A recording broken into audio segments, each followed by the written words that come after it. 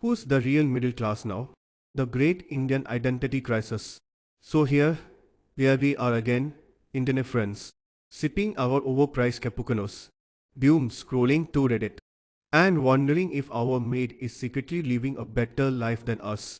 An India-based Reddit user recently dropped a bomb. His mate's family earns 1.35 lakh per month tax-free, pays just zero in rent, gets free ration, and owns a village home too, naturally. The internet lost its collective mind. Will you be happy with your mate's life? Someone asked. Another chan in mindset issue. I say existential crisis law. Let's take a moment to appreciate the ironing. You, with your EMI suffocate lungs. Salary, job, tax deduction, mutual fund stress, weekend samba classes, and SVG Gold subscription, your middle class. She, with her cash only income, subsidized DAL, and government-backed village home, she's also middle class. Is it just me, or are we all characters in some twisted economic sitcom? Let's redefine this mess, shall we?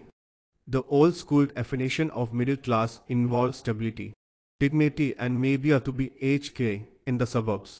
The new age middle class, it's all about vibes, GFI, and whether you know how to file your own ITR. See, the maid's family doesn't pay income tax. That makes her smarter than most salaried software engineers in Bangalore, who believe TDS is short for total daily stress. She's likely never seen an electricity bill over. Meanwhile, you're arguing with the AC about why your July bill looks like Elon Musk's salary slip.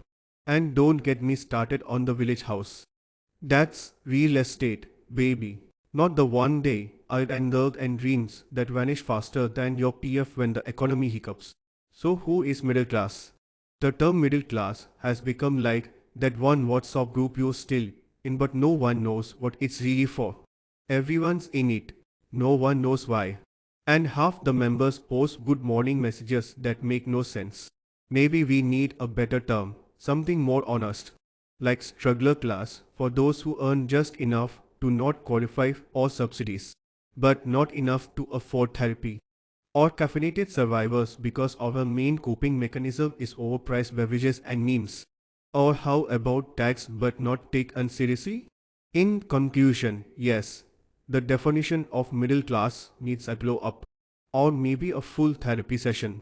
Because if your mate is investing in gold and you're investing in stress eating, something's clearly off. But hey, look on the bright side. At least you're not upper class. They don't even know what free ration is. Now excuse me while I go apply for a rural address under some government scheme. Jai Ho.